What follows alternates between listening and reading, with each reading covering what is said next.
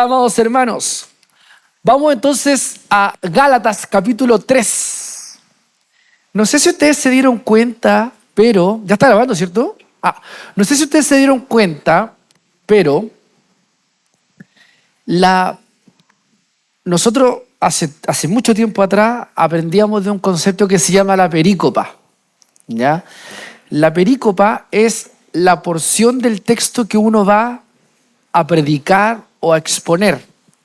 No sé si ustedes se dieron cuenta de un detalle, pero la perícopa de este estudio parte en el versículo 26, ¿ya? Es desde el verso 26 hasta el verso 7 del capítulo 4.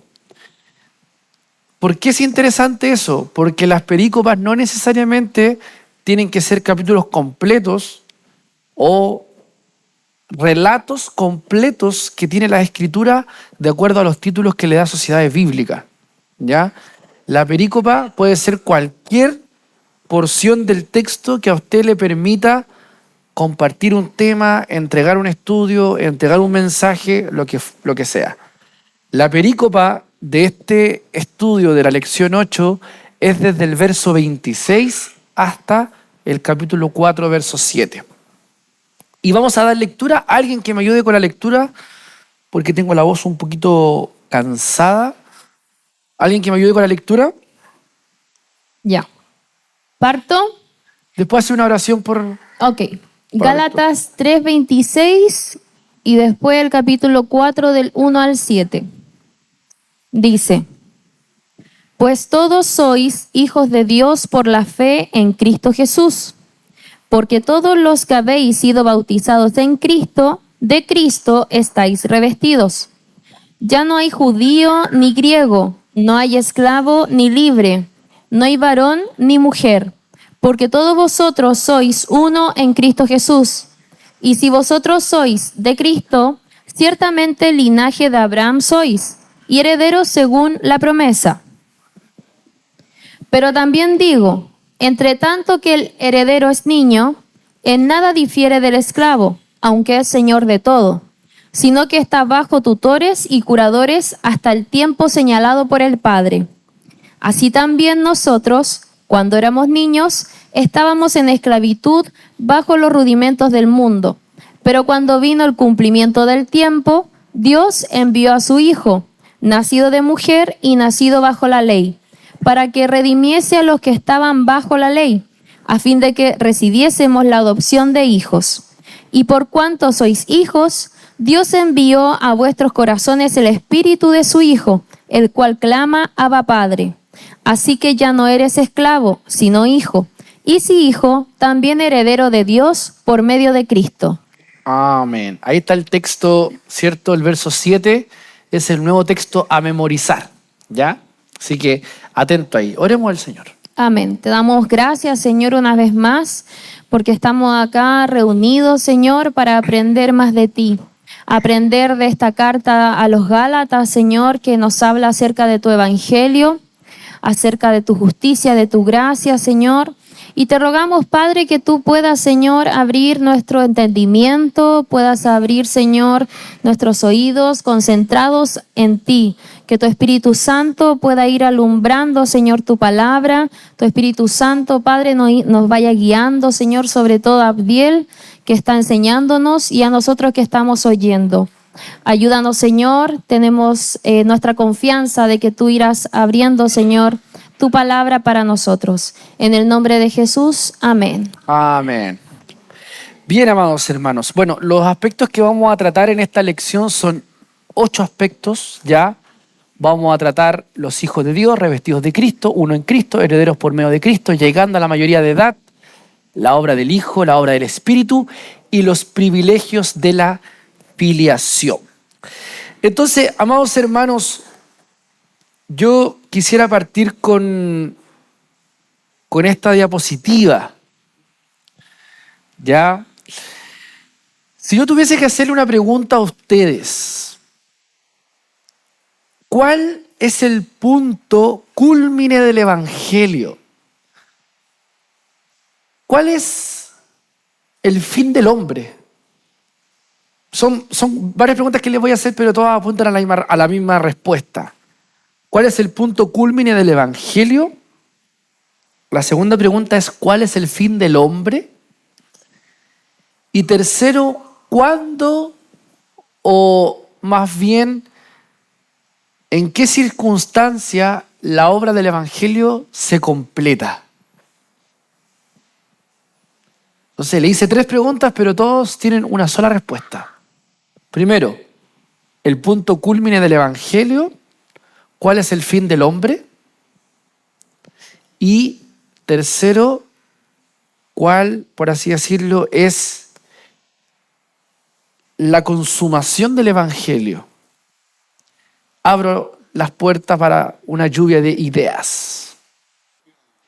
Va a quedar grabado si me equivoco.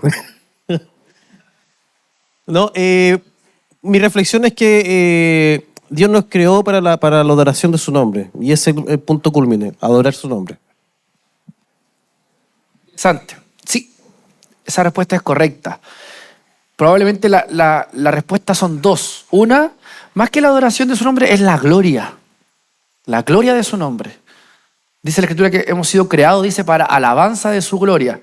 Por lo tanto, el punto culmine del Evangelio es la gloria de Dios. La gloria de Dios. ¿Ya?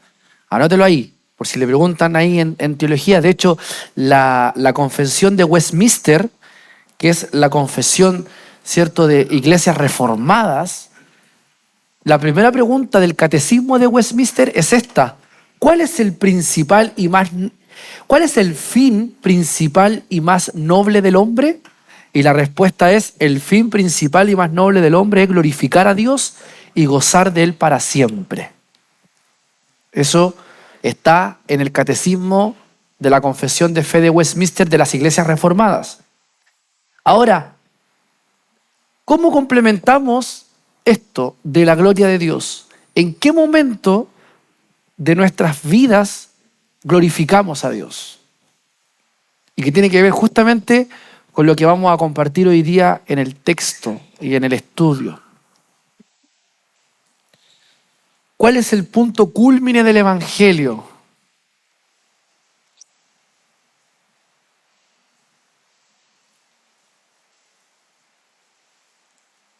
Yo sé que es una pregunta teológica súper amplia, pero estoy dando una pista. Tiene que ver con lo que vamos a hablar Amén. en el estudio. Yo voy a tomarlo aquí del pasaje que está ahí. Dice, porque todo lo que habéis sido bautizado en Cristo, de Cristo esté revestido. Yo creo que la culmine de todo esto es tenemos que ser hijos de Dios, primeramente. Pero tenemos que ser bautizados en Cristo. Ese en es muy importante.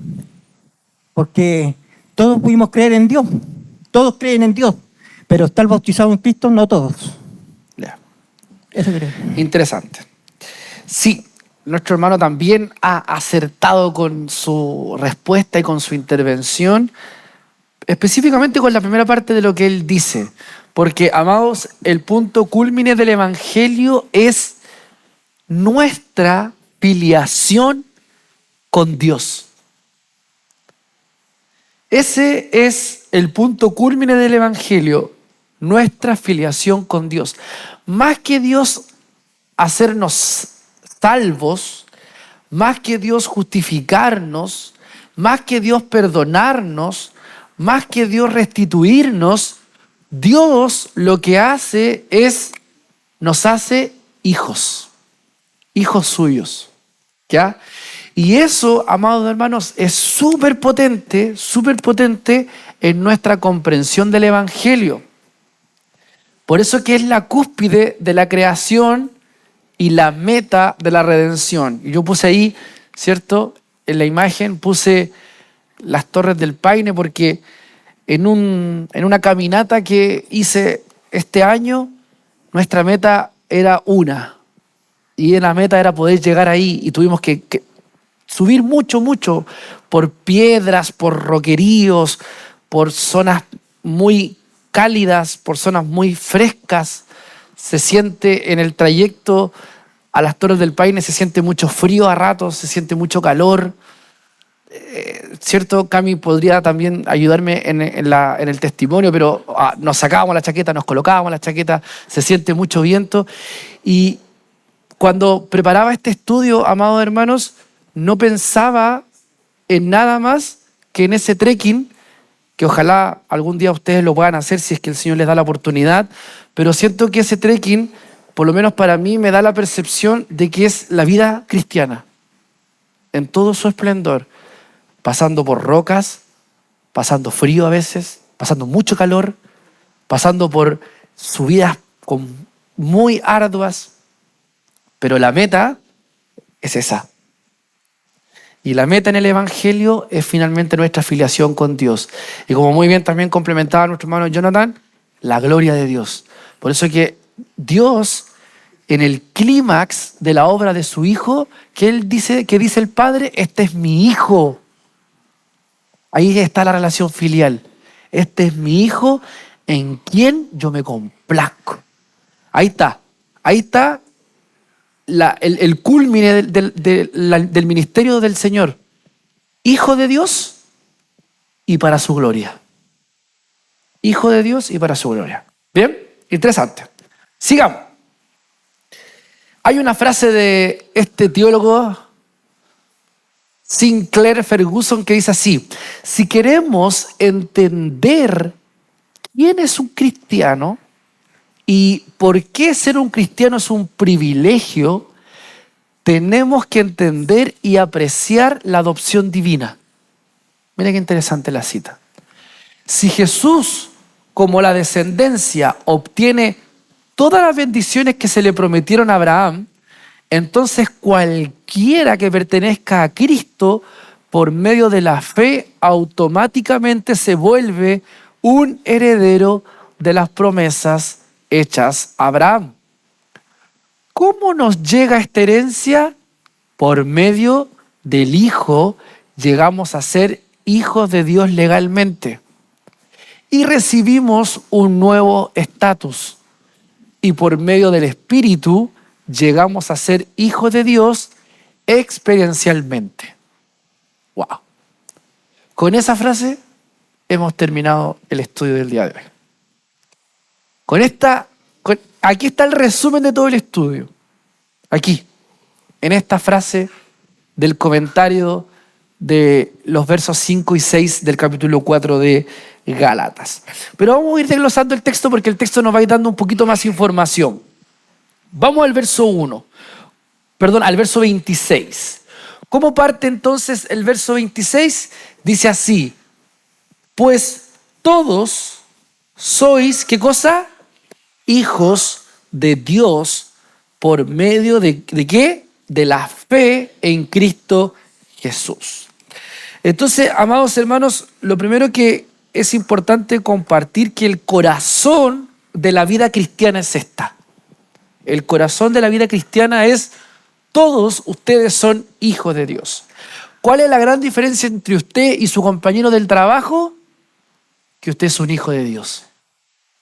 Eso marca la diferencia. Eso marca la diferencia. Si usted está entre varias familias, ¿cuál es la diferencia entre usted y todas las demás personas que están ahí? Que no son sus hermanos, que usted tiene otros padres, ¿cierto?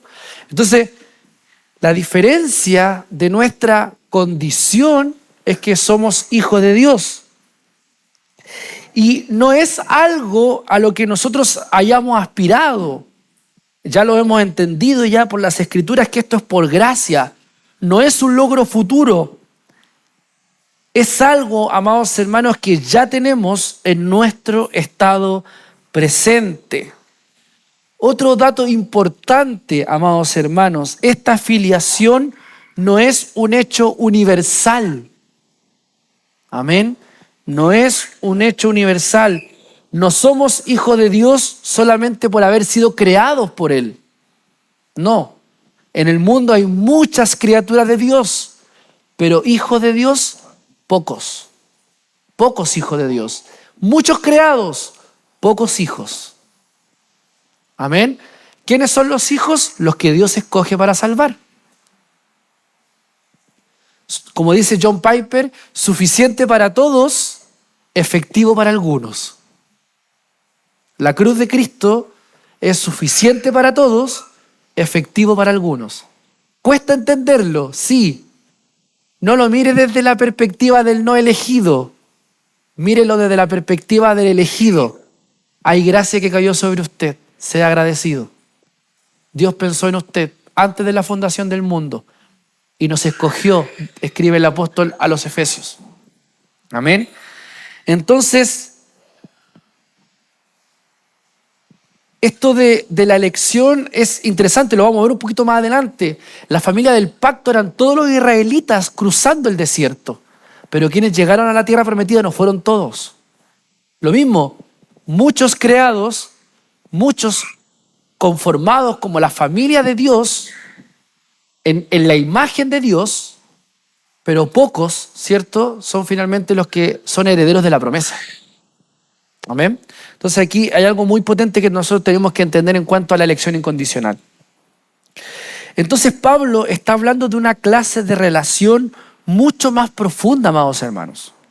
Esta filiación viene por medio de la fe en Jesucristo. ¿Cuál es la conexión filial del hijo en el vientre de la madre? El cordón umbilical. Miren qué potente. El cordón umbilical es, ¿cierto?, el conjunto de tejidos que forman un canal alimenticio para el bebé, de oxígeno, de comida, de agua, es impresionante. De hecho, el vestigio que tenemos del cordón umbilical es nuestro ombligo. Es el vestigio. Tenemos muchos órganos, perdón que me salga del tema, pero tenemos muchos órganos vestigiales que se llaman. Los órganos vestigiales son órganos que son parte nuestro, pero que actualmente no cumplen ninguna función y que probablemente en su tiempo ocuparon una función. Por ejemplo, el apéndice. El apéndice ahora no sirve para nada, por eso es que cuando se inflama y se infecta la tienen que sacar. Pero los antropólogos dicen que el apéndice ayudó mucho al ser humano. Me estoy yendo en un tema nada que ver, pero para que usted más o menos sepa esto y cultura general. El apéndice dicen que antes el ser humano, su alimentación era de plantas. Y esta tripita que tenía ahí era un recipiente donde se absorbía todos los nutrientes de las plantas. Pero como después el ser humano fue mutando en su alimentación, el apéndice perdió completamente toda función. Las muelas del juicio también son órganos vestigiales. Y el ombligo es un vestigio de una conexión filial que tuvimos con alguien. ¿Con quién? Con nuestra madre. Es bacán eso, ¿cierto? Por eso que me han contado, no lo he experimentado, pero la partida de una madre se siente mucho más, porque uno está conectado con la madre. Uno está filiado con la madre. ¿Por qué les hago este ejemplo? Porque la filiación que tenemos con Dios, el cordón umbilical que tenemos con Dios, es Jesucristo. Jesucristo es el cordón, para que lo entiendan en esa perspectiva. Estamos conectados con Dios por medio de la fe en Jesucristo. ¿Amén? Eso. Me di toda la vuelta para dar ese ejemplo, pero nunca se le va a olvidar. Porque el cordón umbilical es eso. Es eso. Es una conexión con la madre. Y nuestra conexión con el Padre es Jesucristo. Entonces, existe, amados hermanos, una naturaleza revolucionaria cuando Pablo ocupa la expresión hijos de Dios, ¿ya? Para referirse tanto a hombres como mujeres. La palabra hijos, no sé si pueden calmar un poquito a los niños porque el Dieguito, todo el estudio de Hebreo, todo el estudio del Espíritu Santo se lo durmió, po. El Dieguito. Todos los estudios y ahora en ningún estudio de Gálatas se lo duerme. Es que a mí me distraen un poquito los gritos de los niños, pero porque es mucho, pero solamente por eso. Entonces, amado hermano, algo que quiero hacer como alcance en el verso 26 es que la expresión hijos es una expresión que está en el masculino. Otra cosa interesante de este verso 26 es que la expresión hijos es en masculino. Esta expresión hijos en el griego original es un término hombres. ¿Pero por qué? Aquí hay algo muy potente que Pablo lo intenciona. Porque los únicos herederos en el contexto del siglo I eran los varones. Eran los varones.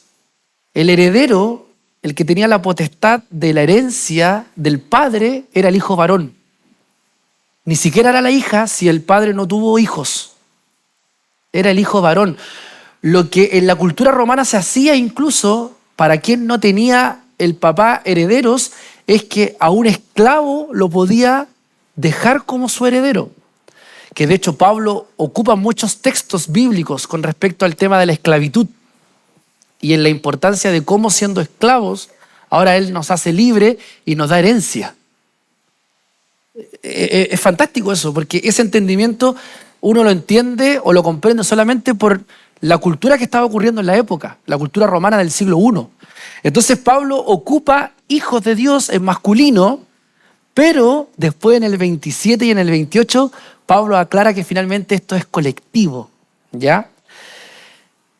No hay que entrar a preocuparse de por qué solamente incluye a los hombres, porque ya sabemos ya, amados hermanos, que la novia de Cristo es la iglesia y eso también incluye también a los varones. Dios no hace excepción de personas.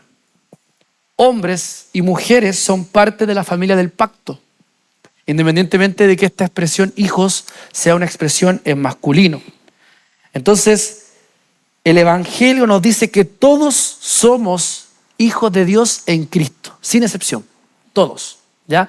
Después nos vamos a dar cuenta que Pablo lo pone más complejo porque nos da una perspectiva racial, nos da una perspectiva de clase, cultural, y en este caso nos da una perspectiva de género, ¿ya? Lo vamos a comprender un poquito más adelante. Entonces, el verso 27 dice así: porque todos los que habéis sido bautizados en Cristo, de Cristo, ¿qué cosa? Estáis revestidos. Entonces, amados hermanos, ¿de qué manera la fe en Cristo significa que somos tratados como hijos de Dios? Pregunta, ¿de qué manera la fe en Cristo significa que somos tratados como hijos de Dios? En el verso 27 nos dice, por medio de la fe. Amén. Por medio de la fe. ¿Cuál es el testimonio de que creemos en Dios, el testimonio público de que somos hijos de Dios? El bautismo. El sacramento del bautismo es la experiencia, ¿cierto?, en la cual todos nosotros declaramos públicamente que somos hijos de Dios. ¿Hay alguien aquí que no se ha bautizado? Alejandro. Para los bautismos, pastor, anote al Alejandro ahí para los bautismos 2024. Porque si ya él confesó, de hecho nosotros debiésemos tener un bautisterio acá y todos los que confiesan que Jesucristo es el Señor, listo, a bautizarse al tiro nomás. ¿Cierto? Sin excepción. Porque el bautismo es una expresión pública de que somos hijos de Dios. A esos bautizados, Pablo dice, se han, ¿qué cosa? Revestido de Cristo. Entonces, amados hermanos, el concepto de revestirnos de Cristo implica cuatro cosas. Cuatro cosas. Lo primero que implica es nuestra identidad principal que está en Cristo. Claro, por medio del bautismo, que es el testimonio. Entonces, el concepto de revestirnos de Cristo implica cuatro cosas. Lo primero que implica es que nuestra identidad principal está en Cristo. ¿Cómo yo sé que una persona es cierta persona? por sus actitudes. Ya, ¿qué más? Vamos, participando para despertarlos. Por su lenguaje. ¿Por qué más? Por su personalidad. Por su manera de ser. ¿Ya? Entonces, ¿cómo sé que si veo al Alejandro de lejos, cómo lo podría identificar que me ayude que es el Alejandro? ¿Cierto? Porque si veo al Alejandro de lejos y la pastora me dice, oye, parece que ahí viene Alejandro. No, porque el que viene con la camiseta de la U. No creo que sea el Alejandro. Ah, no, pues no es el Alejandro porque viene con la camiseta de la U. Ah, pero mira, allá atrás viene un guanderino. El Alejandro. ¿A qué voy con esto?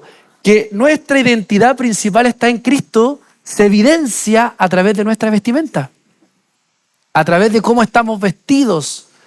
Usted, con su vestimenta, intenciona su identidad. Yo soy esto. Yo no me he visto, por ejemplo, ancho, a mí me gustan las poleras más ajustaditas, aunque ya estoy más gordito, pero bueno. Pero, por ejemplo, Geber se viste mancho, po. Anda con una camisa XL. Y es su estilo, Todo eso, amados hermanos, es parte de su identidad. Entonces, ¿qué es lo que nos está diciendo Pablo? Que quienes tengan la identidad de Cristo tienen que estar, ¿qué cosa? Revestidos de Cristo. Mire qué bonito, mire qué interesante. ¿Lo entendió? Lo segundo, la cercanía de nuestra relación con Cristo. ¿Qué es lo más próximo que tenemos a nosotros mismos? Fuera de nuestro cuerpo, si está nuestro cuerpo, nuestras manos, ¿qué es lo externo a nosotros que está más cerca que nosotros?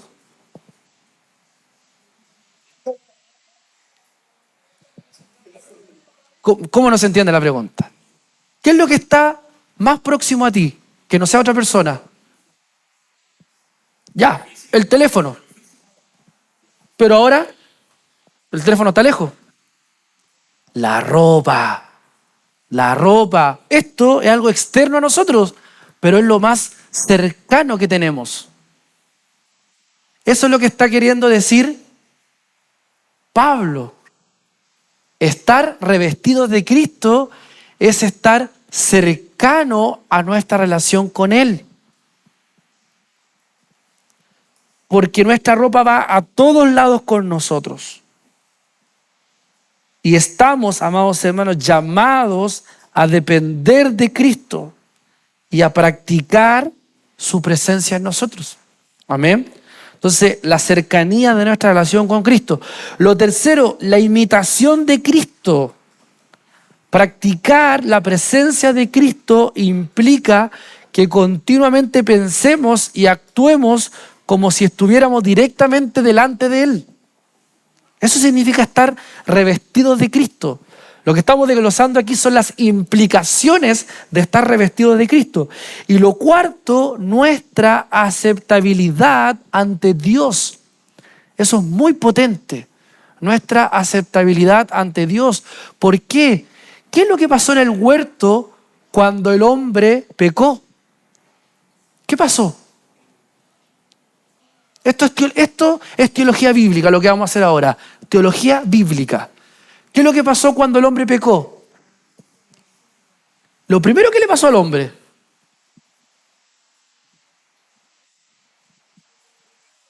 Sintió vergüenza. ¿Pero de qué sintió vergüenza él? ¿De haber fallado? De estar desnudo. Mire qué interesante.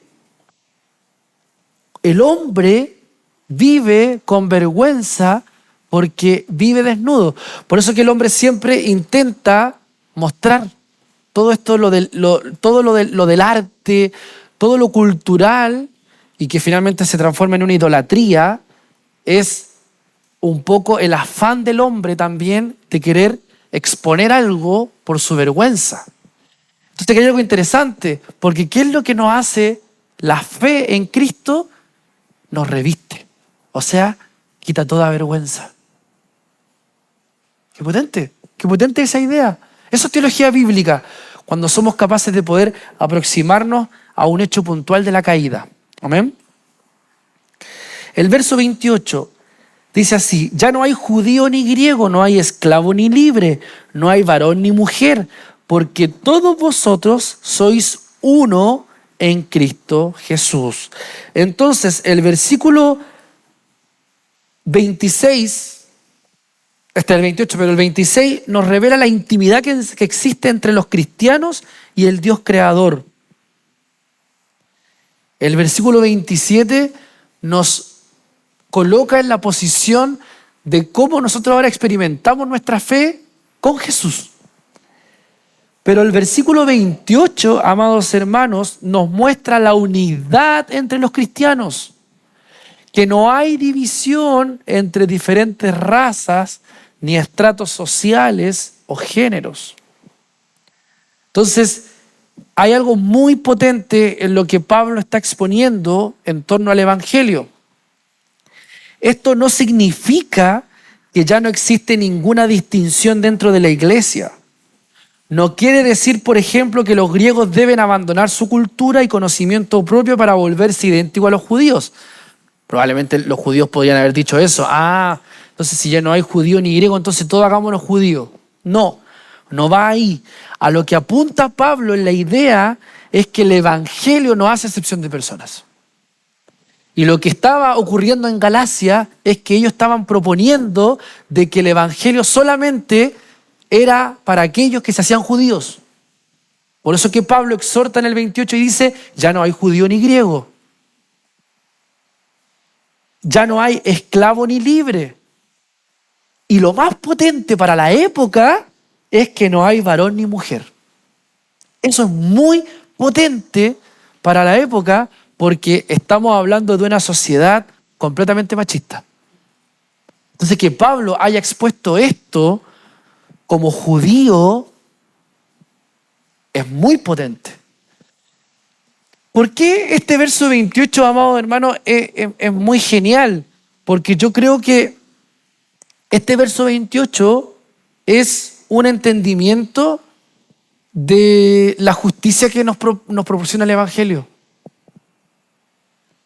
Primero, en nuestro amor por los extranjeros.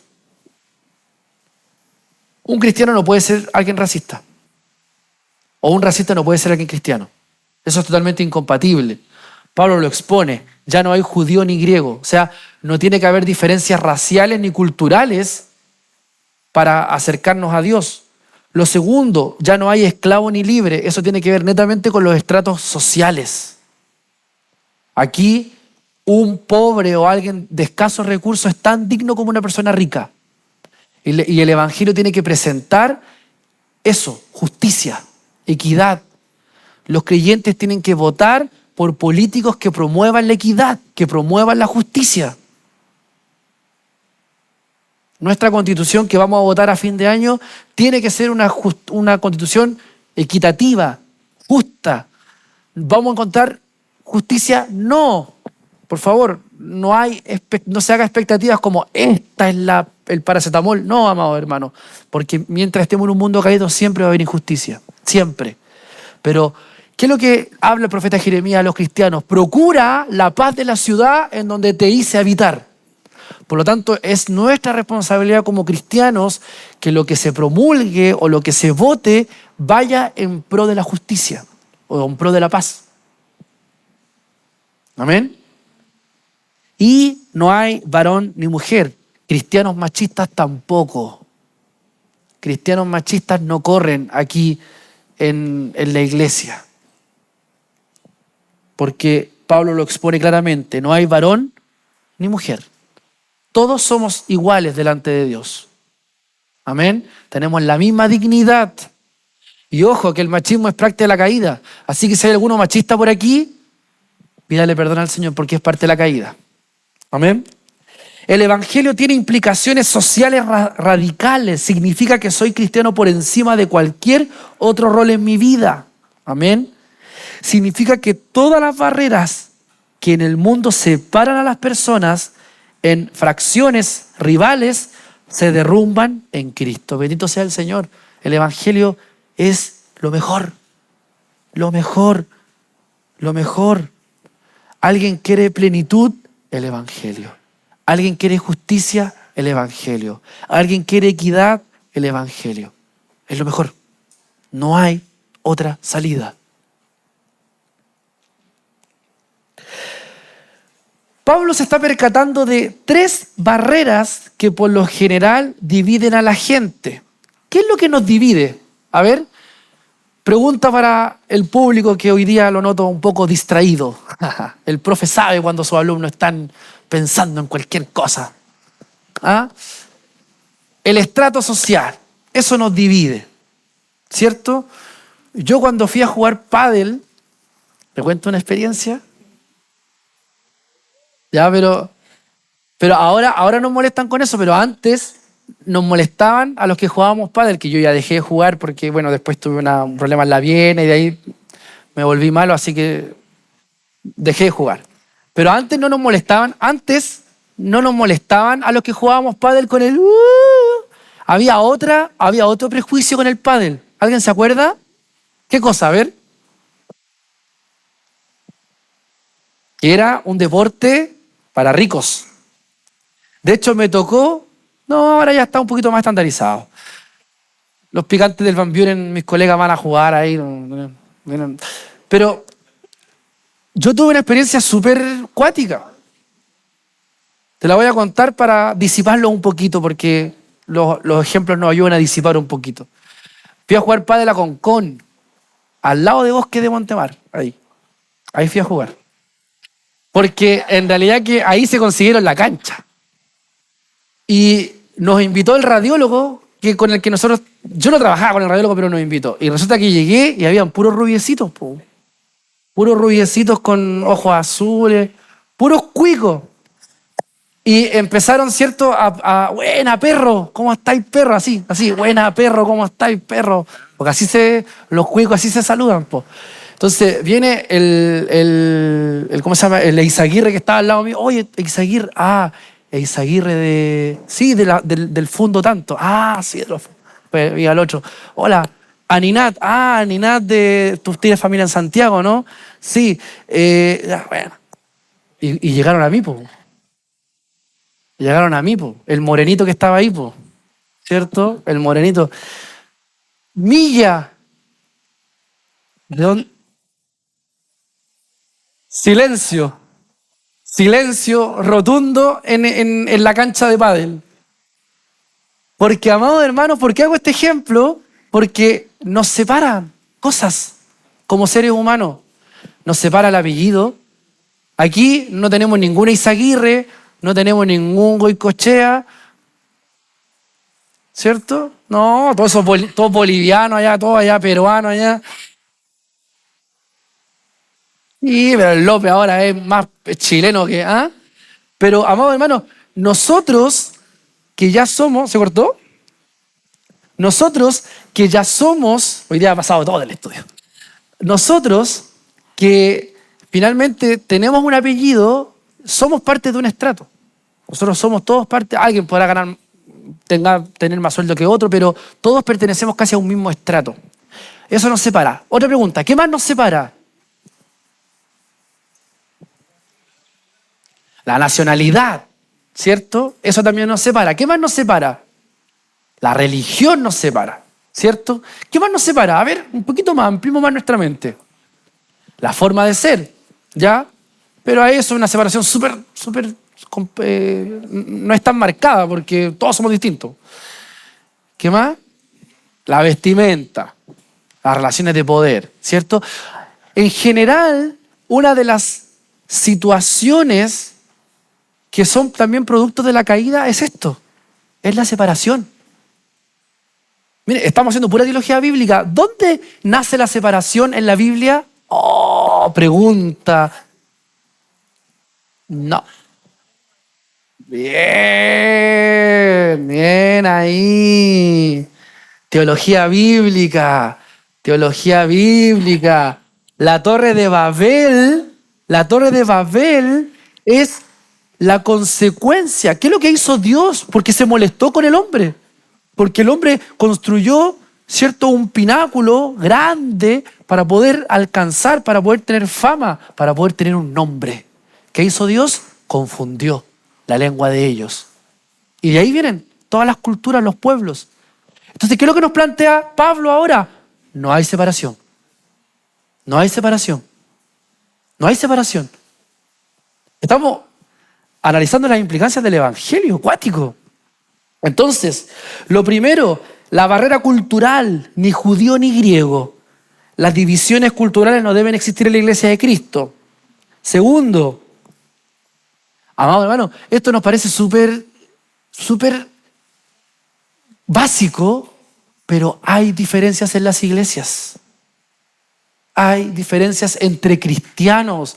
No, es que yo no me junto con él. O es que vio cómo habló el hermano. O vio cómo es el hermano. Eso se vive mucho en la iglesia. Gracias al Señor nosotros no, porque somos toda una familia y estamos todos revueltos, pero en otras iglesias sí ocurre. Y es muy triste. Y si los líderes y los pastores están permitiendo que eso ocurra, es porque el evangelio está en peligro de extinción en ese lugar. La barrera de la clase social, esclavo ni libre. Una vez más, el estrato económico no se debe extender a la iglesia. Lo tercero, la barrera de género, hombre ni mujer. ¿Cierto? Y tal como lo decía, esta quizás es la barrera más fuerte en los tiempos de Pablo. Aquí hay algo interesante. La libertad del evangelio tiene que cambiar nuestra actitud hacia todo en la vida. Pero el cambio social general no es el principal asunto de interés de Pablo aquí. Ojo, ojo. Por eso que predicar de esto en un contexto, miren qué interesante esto, predicar de este texto en un mensaje de justicia social no aplica. ¿Por qué? Porque el contexto de Pablo a los Gálatas es otro. ¿Dónde se estaba generando la división? Al interior de la iglesia. Entonces, ojo, el cambio social general no es el principal asunto de interés de Pablo aquí. Pablo no quiere darle un mensaje a las iglesias con respecto a la justicia social. No. Él quiere que el evangelio derribe las barreras dentro de las comunidades cristianas. Dentro de las comunidades cristianas. O sea, el orden de esta palabra es para la iglesia. Iglesia, frecuencia de Dios, esto. Amén. Que el Señor nos ayude. El verso 29 dice, y si vosotros sois de Cristo, ciertamente linaje de Abraham sois, y herederos según, ¿qué cosa? La promesa. Entonces, aquí hay tres flechitas. ¿Por qué hay tres flechitas? Porque miren, lo primero, el verso 26 tiene el alcance hacia arriba. ¿Qué cosa? Somos hijos del Creador. Coloque usted la flecha ahí, ponga verso 26, flecha vertical. ¿Ya? Lo segundo, el verso 28 abarca el mundo entero. O sea, es horizontal. Una flecha horizontal y vamos a tirarlo como para adelante. Para adelante. ¿Ya? Porque alcanza, ¿cierto?, a toda la humanidad. Pero el verso 29 mira hacia atrás. Porque el verso 29 dice, y si vosotros sois de Cristo, ciertamente linaje de Abraham sois y herederos según que 26, 27, 28 y 29 se nos ha entregado un panorama integral de nuestra vida en el Evangelio. Tenemos una proyección vertical en nuestra relación con Dios, tenemos una proyección horizontal con nuestros hermanos y tenemos una proyección hacia atrás con nuestra historia. Por eso que tampoco nos tiene que enajenar lo que está pasando en Israel, porque ellos también son parte también de nuestra herencia. El Israel nativo es fruto de nuestro linaje espiritual. Amén. El Señor nos ayude en ese sentido. Vamos con el capítulo 4, para ya ir avanzando ya en esto. Dice así, el verso 1. Pero también digo, entre tanto, que el heredero es niño, en nada difiere del esclavo, aunque es señor de todo, sino que está, ¿qué cosa? Bajo tutores y curadores hasta el tiempo señalado por el Padre. Así también nosotros, dice el verso 3, cuando éramos niños, estábamos en esclavitud bajo los rudimentos del mundo. Entonces, ¿qué es lo que está haciendo Pablo, amado hermano, en estos versículos? Sigue entregándonos ejemplos en cuanto a nuestra verdad del Evangelio. Para ilustrar nuestra filiación, Pablo usa la ilustración de un menor de edad que es el heredero de un gran patrimonio.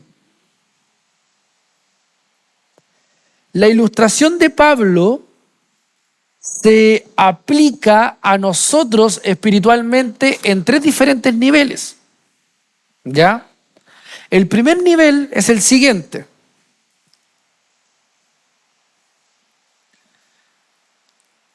El primer nivel demuestra que en el tiempo de Moisés, Dios había prometido a su pueblo una libertad espiritual en su pacto en el monte de Sinaí. Pero ellos aún no habían llegado a poseerla y experimentarla. Entonces, aquí hay algo interesante y que tiene que ver con lo que les compartía al partir este estudio. Los que salieron de Egipto, toda la comunidad de Israel que salió de Egipto, todos son parte de lo que se llama la familia del pacto. ¿Ya? Los hermanos presbiterianos bautizan sus hijos porque los hijos de los hermanos presbiterianos son parte de la familia del pacto, ¿ya? Que lo que nosotros en el mundo pentecostal le llamamos son los hijos de la promesa. Nuestros hijos, bueno, los que yo voy a tener el día de mañana, son hijos de la promesa. Tus hijos son hijos de la promesa, ¿cierto? ¿Por qué? Porque nos tomamos, ¿cierto?, de las promesas de Abraham. Pero, amados hermanos, aquí el punto, hay algo interesante, que el pueblo navegó por el desierto, más de ¿cuántos años navegó por el desierto, Gadiel? ¿Cuántos años navegó por el desierto el pueblo de Israel? Gadiel. ¿Cuánto? 40. Ya. Ahí con un poquito de ayuda, ¿cierto? 40 años. ¿Sí? Hay que tocar la batería, pero también hay que estudiar la Biblia. Hay que estudiar la Escritura también, ¿ya? 40 años. Y en los 40 años hubo una generación que se perdió. De hecho, no llegaron todos a la tierra prometida. Moisés, por ejemplo, no llegó a la tierra prometida. Entonces, aquí tenemos que entender este texto cuando dice, entre tanto que el heredero es niño, en nada difiere del esclavo, aunque es señor de todo. Los israelitas eran dueños de todo. Todos los israelitas que salieron de Egipto, eran herederos de la tierra prometida. ¿La alcanzaron todos? No. ¿Por qué? Porque algunos fueron niños. Mire qué interesante. Fueron niños.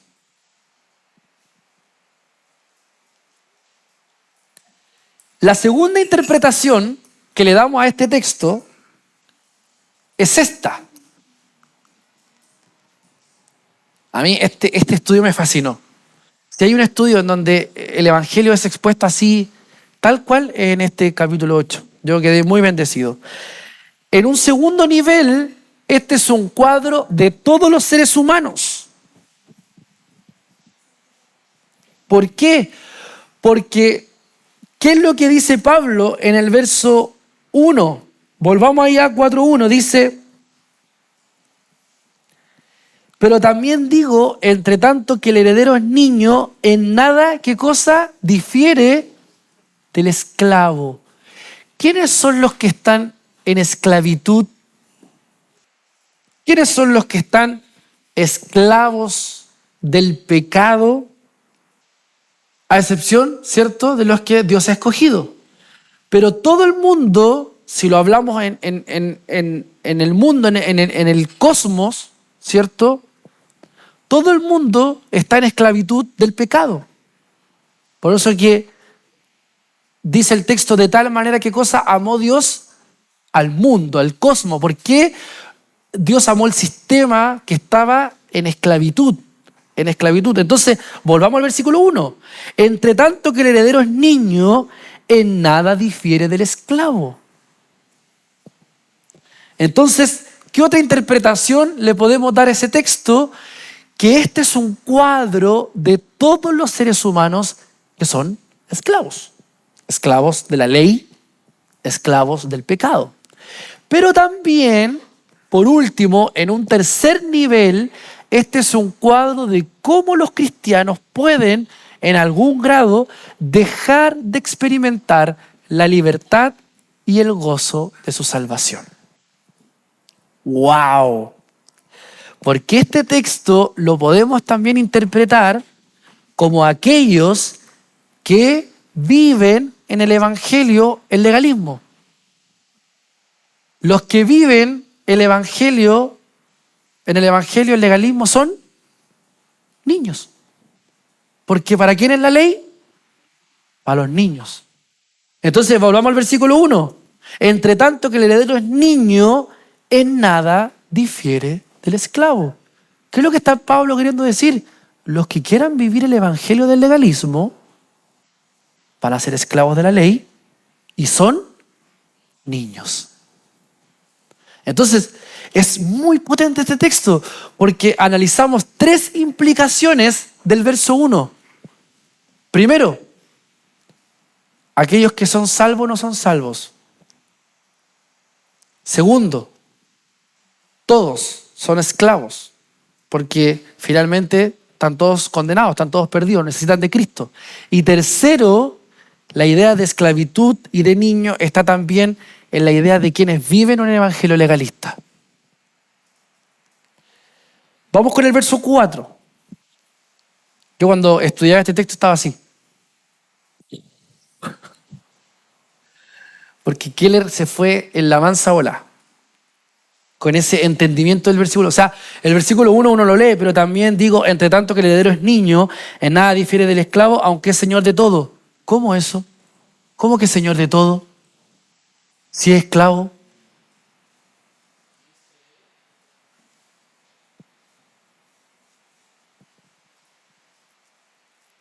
Porque el heredero tiene que ser niño necesariamente. Pero en nada difiere del esclavo, porque es niño. Porque es inmaduro. Se conecta mucho con lo que compartíamos la semana pasada. La ley finalmente es para los niños. Pero entonces, y a mí me pone un poco cuesta arriba este texto, ¿ah? Yo tengo que ser sincero, porque incluso dudaría de la salvación de quienes viven en un evangelio legalista.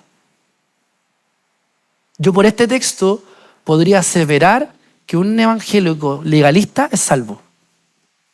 Porque es esclavo. Esclavo de la ley. Y en lo que nos plantea Keller, que pone al esclavo y al niño al mismo nivel de los de la familia del pacto, que no llegaron a la tierra prometida, y pone al esclavo también al mismo nivel de los que están condenados.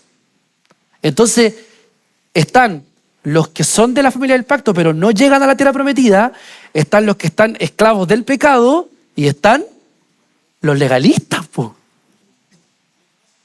¿Es cuático eso? Sí, por eso que Keller, en este estudio de Gálatas, él da los 3 comentarios que tiene este versículo 1. Yo lo que hice recién, para los que no están perdidos en el espacio sideral, son los 3 análisis que se hacen, o las 3 perspectivas que se hacen del versículo 1 del capítulo 4. Por eso que hablamos de la familia del pacto, hablamos de los que están en pecado en el mundo y hablamos de los que están finalmente esclavos de la ley en el evangelio. Ahora, yo fui un poquito más allá del estudio y lo puse en perspectiva y dije, ¿están los tres condenados? Y es el tema que yo lo dejo ahí para nuestras conciencias. Voy a seguir,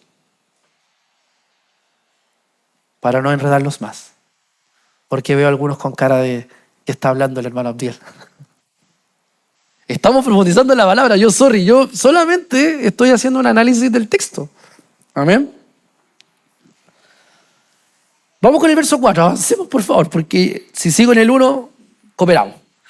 El verso 4 dice así: pero cuando vino el cumplimiento del tiempo, Dios envió a su Hijo, nacido de mujer y nacido bajo la ley. Pucha, ya la cuestión se puso complicado. ¿Cierto? Pablo, sí.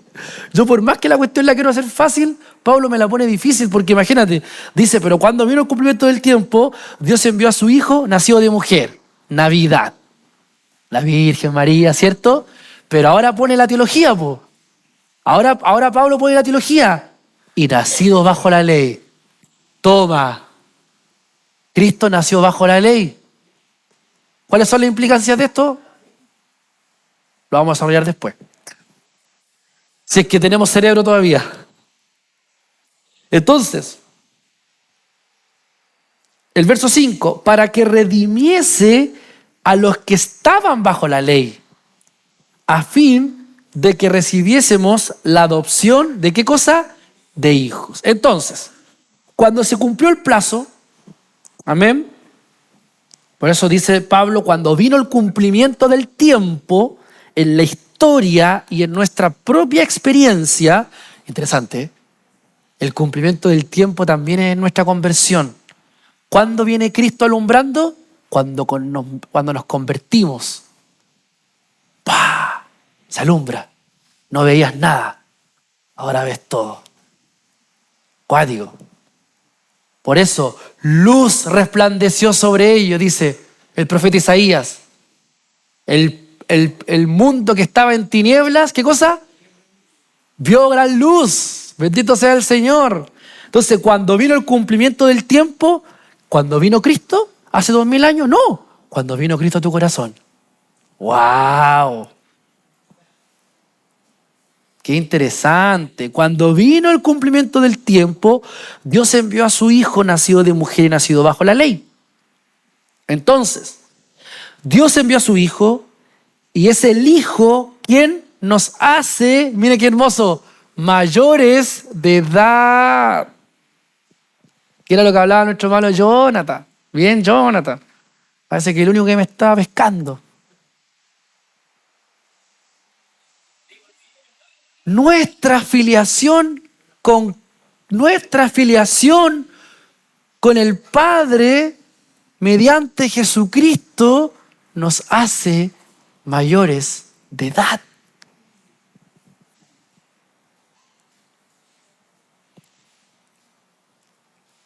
El Cristian ni en Santiago ya estaba tan perdido.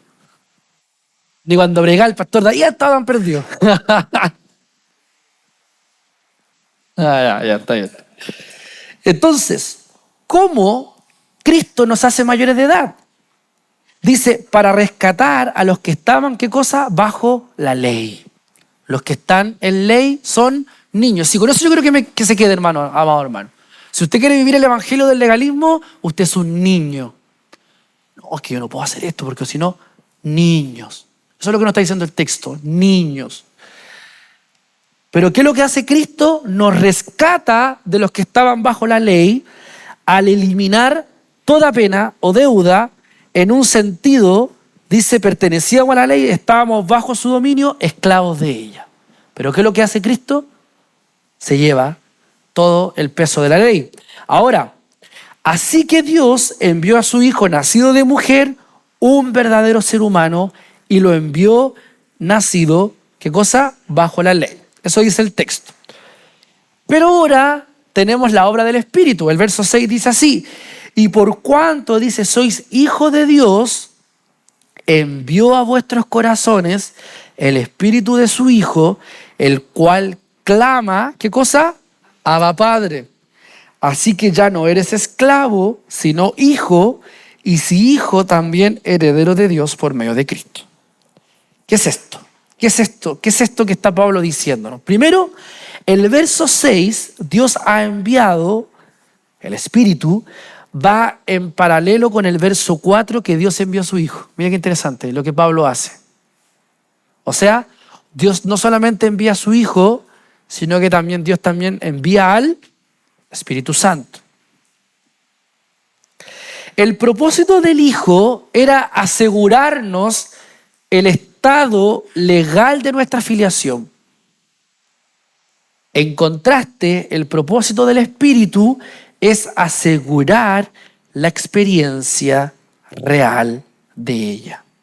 Por eso que Ferguson dice que finalmente la obra del Evangelio es una obra no solamente que nos da una nueva identidad, sino que también nos da una nueva experiencia, ¿cierto? Así termina la frase, es algo experiencial.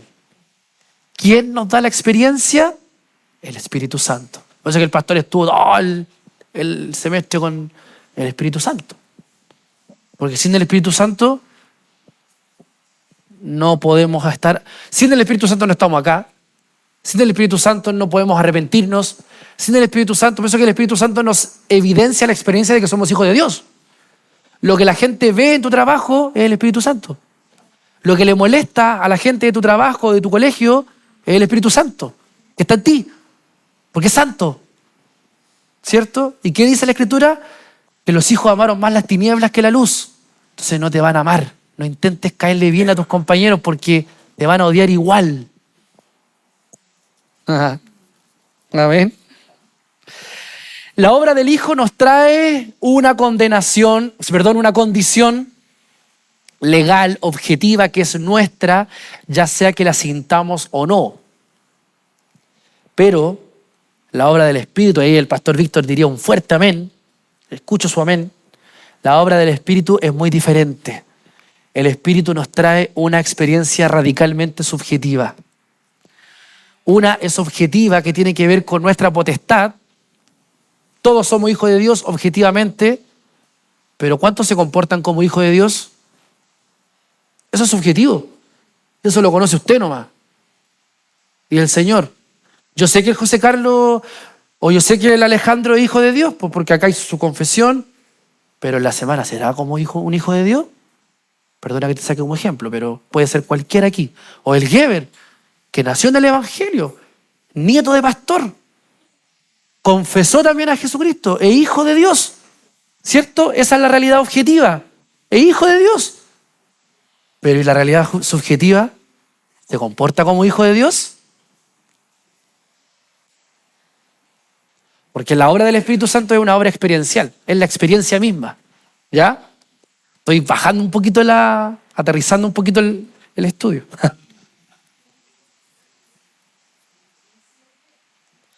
¿Cuáles son sus marcas? ¿Cuáles son las características de la obra del Espíritu? Primero, el Espíritu nos lleva a clamar Abba Padre. Amén. Abba Padre. Aunque mi padre y mi madre me dejaren, dice, con todo tú me recogerás. Alguien tuvo un mal padre, tiene carencias de padre afectivas. El Espíritu Santo nos da la posibilidad de clamar y decir, Abba Padre, Padre mío, Papito mío. Qué hermoso, una palabra que no es en hebreo, es una palabra en arameo, porque en Israel, con la dispersión del Antiguo Testamento, se hablaban dos lenguas, el hebreo y el arameo. Jesús hablaba dos lenguas, hebreo y arameo. La oración del Getsemaní es la oración que el Señor hace en arameo. En arameo. Y esta expresión, Abba Padre, es una expresión en arameo. Precioso. La palabra clama en el griego es krasdon. Krasdon es una palabra muy fuerte que quiere decir un grito desgarrador. Se refiere a una pasión y un sentimiento profundo e intenso. Segundo, las marcas de la obra del Espíritu, que clamar se refiere a nuestra vida de oración. Por eso que cuando el texto dice que la obra del Espíritu, ¿dónde estamos? En el 6, y por cuanto soy hijo de Dios, Dios envió a vuestros corazones el Espíritu de su Hijo, el cual clama Abba Padre. ¿Cómo podemos clamar Abba Padre? Mediante la oración. La oración es la clave para acercarnos al Padre. Entonces, el clamar se refiere a una vida de oración. Tercero, la frase clama entraña un sentimiento de la presencia real de Dios. Por eso que el Señor en el texto, ahí en Marcos, ¿cierto? En el capítulo 14, Él clama y Él dice, ¿cierto? Abba Padre. Voy a ir más rápido. Y cuarto, Abba es una palabra en el lenguaje infantil para papá o papito. Connota una confianza en el amor y una seguridad en ser recibido. ¿Amén? Entonces, mediante el Espíritu Santo, mediante el Espíritu de su Hijo, nosotros podemos llamar a Dios nuestro Padre. Amén. ¿Cuáles son los privilegios de la filiación? ¿Cuáles son los derechos de la filiación? Primero dice, ustedes ya son hijos. Como lo hemos visto en la sección anterior, tenemos la intimidad de la relación y tenemos la autoridad sobre las posesiones. El hijo tiene potestad de las posesiones de su padre. Tiene el dominio. Por lo tanto, a nosotros no nos debiese dominar el pecado. Por eso que ya no somos esclavos del pecado, porque somos hijos de Dios. ¿Cierto? La canción dice, ya no soy esclavo del temor. ¿Qué cosa? Soy hijo de Dios. Entonces, ¿por qué usted sufre de depresión? ¿Por qué usted permite que la enfermedad le aqueje? Crónica. ¿Por qué? Si el hijo tiene posesión de la heredad de su padre. ¿Qué es lo que no heredó el padre? Salud, vida eterna, restauración, perdón. Entonces es el tiempo de que golpeemos la mesa. Quiero mi herencia. Que es Cristo. Él es nuestra herencia. Amén. Él es nuestra herencia. Entonces, no nos quedemos tan... Imagínense que su papá falleció y su mamá falleció y se están disputando la casa. Hay que... Sí, pues. Si es la casa de todos los hijos. Es la casa de todos los hijos. Todos son parte de la heredad de los padres. Y hay que reclamar. Si lo ponemos en la perspectiva espiritual, tenemos que reclamar nuestra santidad. No, es que ahí la cosa se pone más difícil. Pero ¿por qué no? Tenemos que reclamar sanidad al Señor. Señor, soy tu hijo. No puedo andar con esta enfermedad crónica. No puedo andar empastillándome todos los días. Soy tu hijo.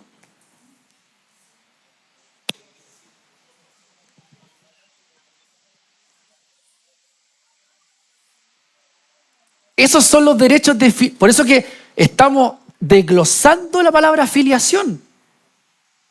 Si todo esto nace de la raíz de que estamos afiliados con Dios, que Él es nuestro Padre.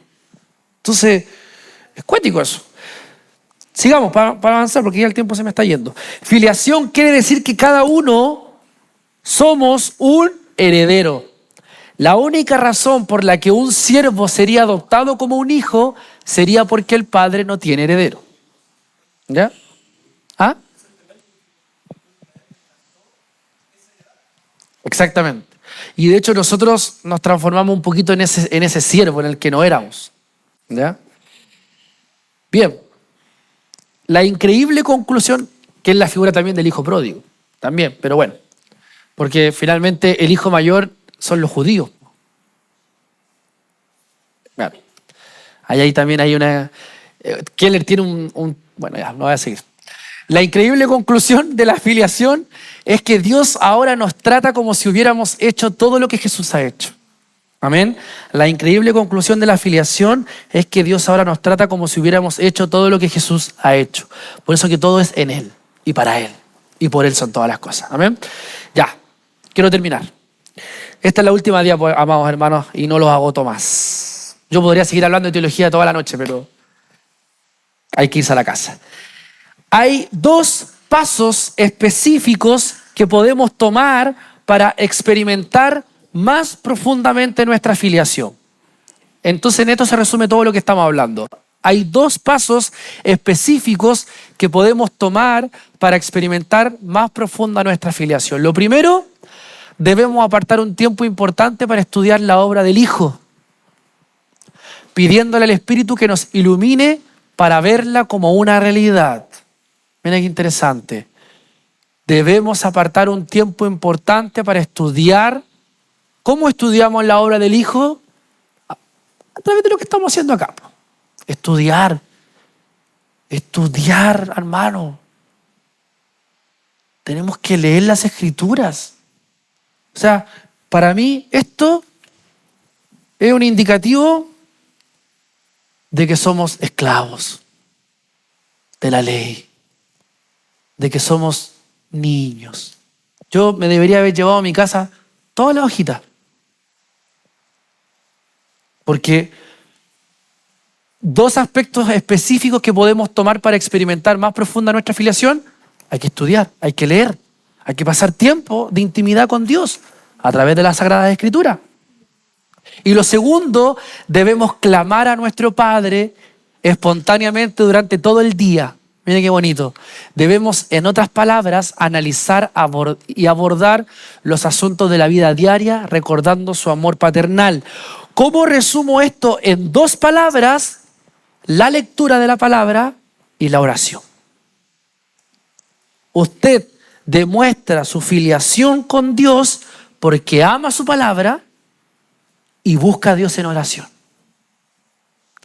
Entonces, ahora la pregunta que yo le hago a usted: ¿en qué está flaqueando?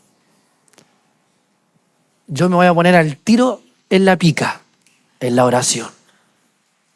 Yo me puedo leer la Biblia, me encanta leer los libros, por ahí creo que, pero la oración me cuesta.